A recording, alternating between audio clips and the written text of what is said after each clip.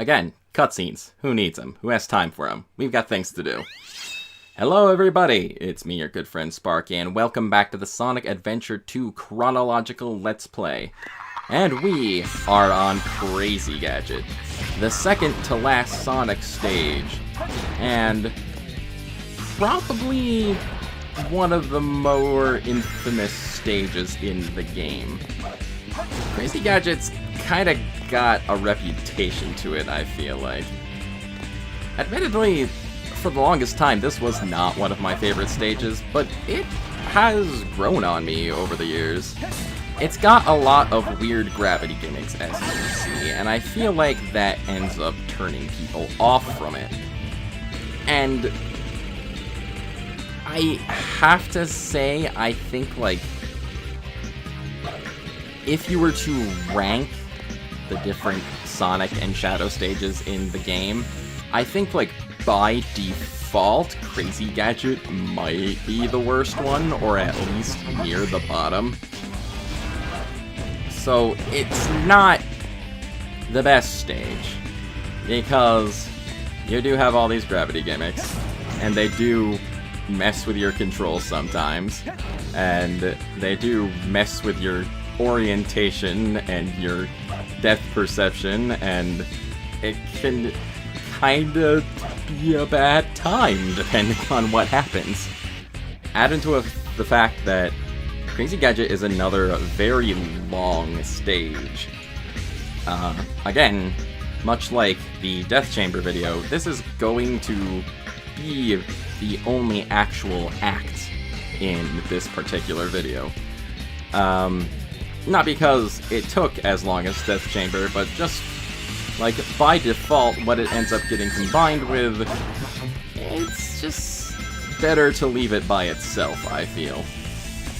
I could have possibly better organized some of these stages to make things flow a little better.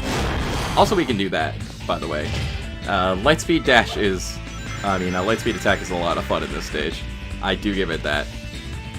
Yeah, I possibly could have organized things a little better to maybe make some videos longer and, like, maybe, I don't know, I guess make things more even length so we have an equal number of stages in every video or something like that, but I just like the 2 stage per video format for the most part.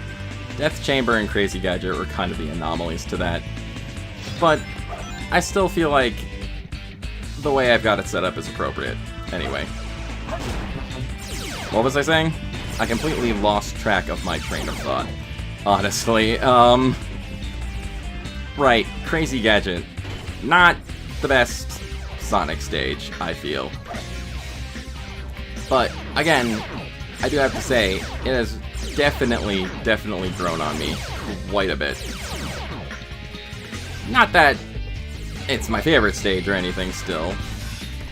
And, right here, you can see me kind of floundering around, looking for something and trying to figure out where it is, and it's right there. It's Sonic's Flame Ring! Funny, you get the Flame Ring in Shadow's first stage for him, and you get the Flame Ring in one of Sonic's last stages for him. Not his last stage, but one of the last stages. And yeah, much like Shadow's Flame Ring, we can now break metal boxes, which brings up an interesting point of how Shadow's Flame Ring is the only metal box breaking power-up that you do not actually need to get. You do not need it to complete the game, and you do not even need it to complete the stage you find it in, because it's an optional power-up. Under normal circumstances, you have to go back to the stage to get it, after the fact. But, we kinda cheesed getting that, so we didn't really have to worry about it. And then there's this part. Light dashing through space. Yeah, Crazy Gadget's... It's a weird stage, and it's got its problems, but it's got these short bursts of, like, really creative, really fun moments with you can do the light speed dash and do the light speed attack on enemies, and you get the flame ring finally, and you can mess around with that and the bounce bracelet, and it's just, it's got its advantages, I feel, but it's still definitely one of the more awkward speed stages, I feel, just because of the gimmicks it plays around with. And you have this part where you're precariously balancing on a balance beam to grab some extra items, which is definitely interesting. Yeah, I mean, messing around with the switches and messing around with the gravity, it's definitely not the best example of, like, a well-designed stage. It gets a little too caught up in its own gimmicks sometimes, I feel. And I think that's what really hurts it for some people. I get why you probably wouldn't like this stage. Like, I totally get it, because even I was not a very big fan of this stage for a really long time. And also, there's this bit of awkwardness where I forgot to open the door to go through it, so I had to back up. And now we've got to this part. This part, I feel like, is the part of the stage that gets under everyone's skin.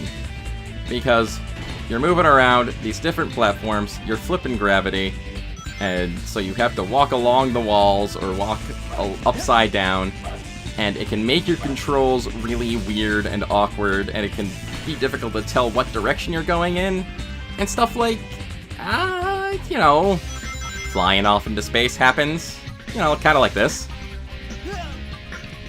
Tied into the fact that this section is right at the end of the stage, meaning that if you screw up on this section, you can kiss all hopes of getting an A rank goodbye if you're going for that.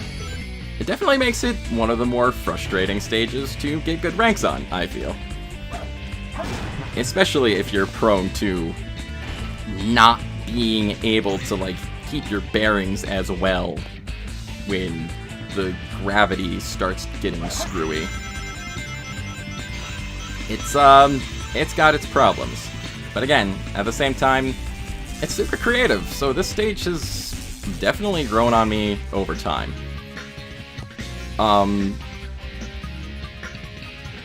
Again, by default, I guess it still is, like, the worst of the Sonic and Shadow stages. But that's actually not really... what am I trying to say? It's difficult to put into words. Considering how well done, more or less, the rest of the stages for these two characters are, I'd say there's bound to be at least one bad one. And because we died right at the end of the stage, we do get our pitiful E rank score. Barely made it. But oh well. We're not going for A ranks right now anyway.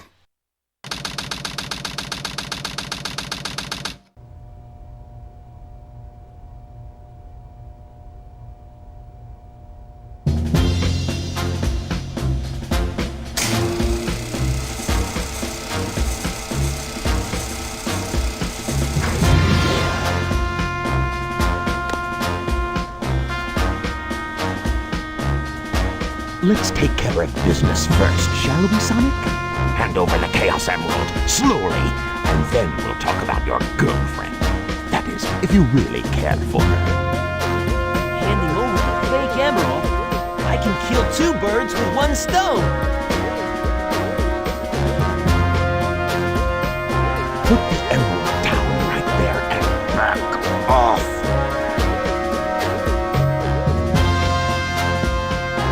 Turned into a big-time villain, Doctor.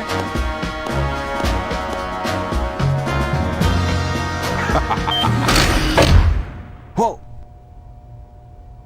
You thought you could trick me with that fake emerald, didn't you? So, how did you know it wasn't the real one? Tails! Because you just told me, Fox Boy. Now, for a little space ride. The capsule clears the colony bare. I'm counting on you, Tails. Amy, take care of yourself. Farewell, Sonic the Hedgehog. Sonic!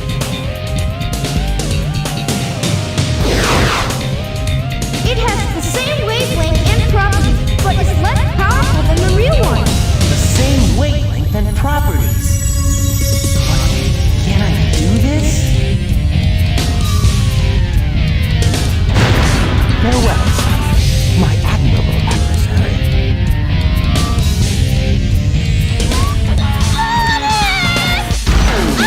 Now we have some unfinished business to take care of.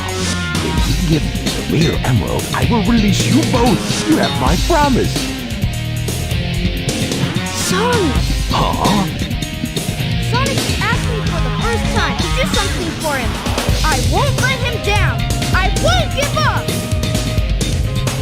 So it appears that Dr. Eggman has done it. He has finally defeated Sonic the Hedgehog.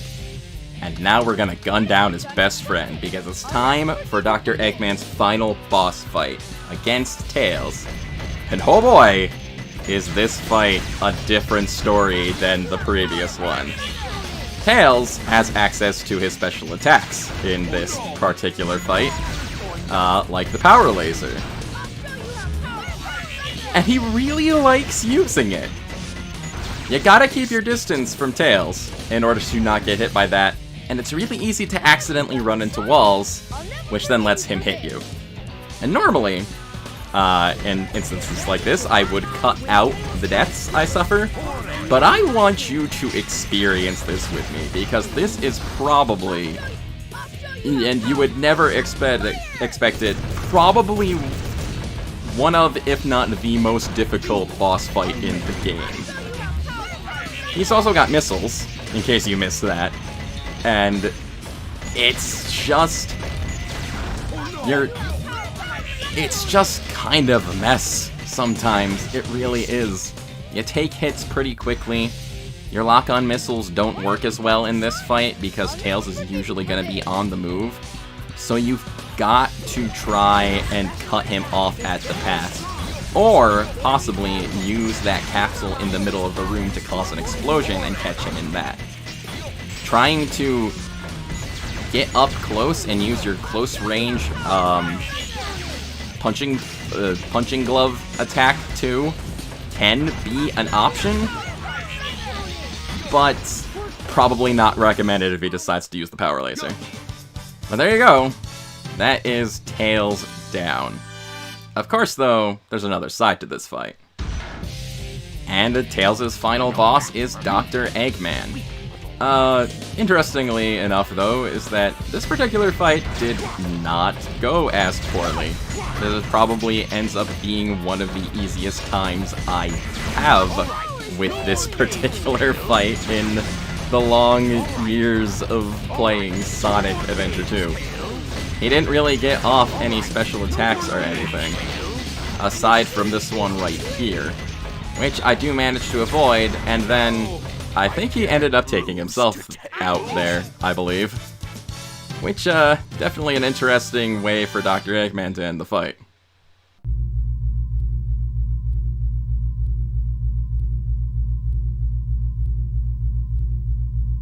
Sonic, I did it!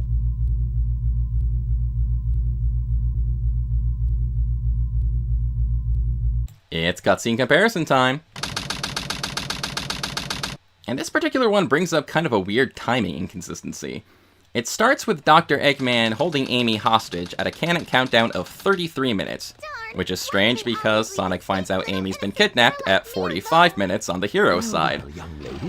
The 33-minute counter doesn't come into play until you finish Crazy Gadget, which I guess that's the timing they were going for on the dark side too, but it's just kind of an oddity because it's just, that's not when that particular scene happens.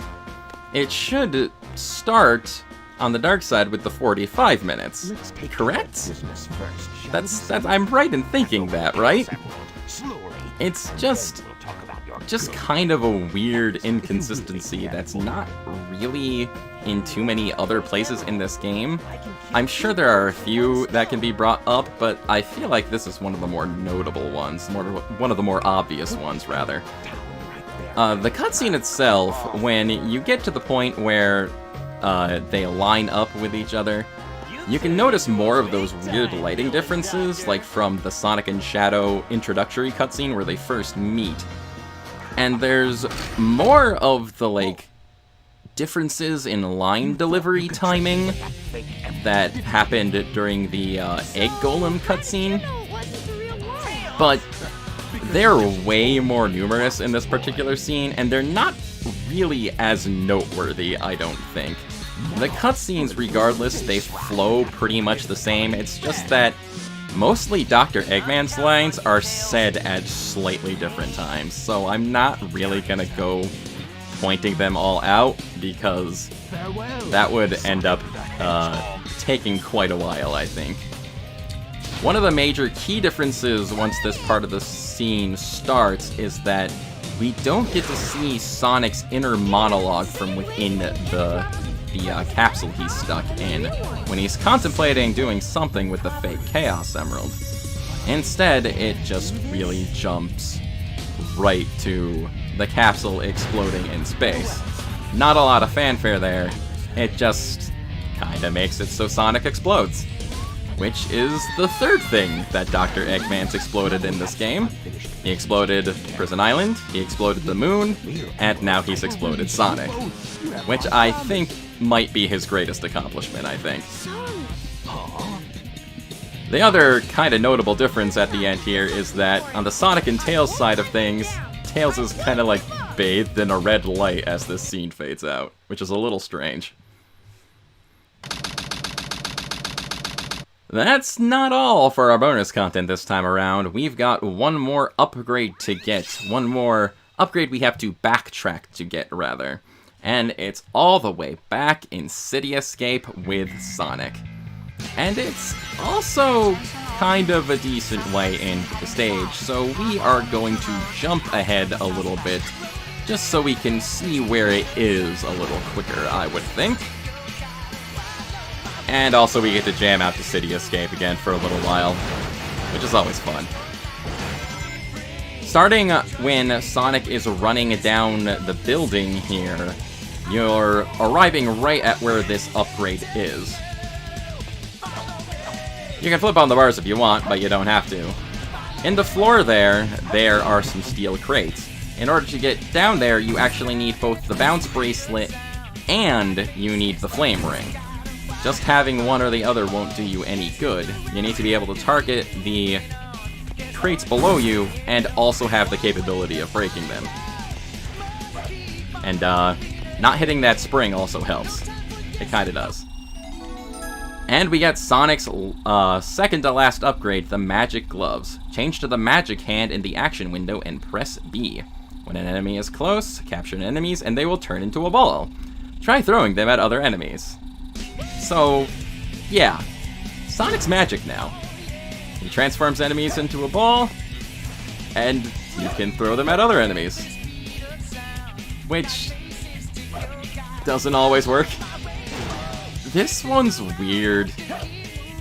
This one's a really weird power-up. It's yet another upgrade that goes on Sonic's wrist, kind of cluttering up his hands a bit, and it doesn't have a lot of real uses. Kind of a strange one to end things off on, because this is the last one we have to backtrack for, and it makes it so Shadow's the only character you don't have to backtrack for. Anyway, that's gonna wrap it up for right now. Thank you very much for watching the Sonic Adventure 2 Chronological Let's Play. This is your good friend Sparky signing off for now. I'll catch you later. Game select.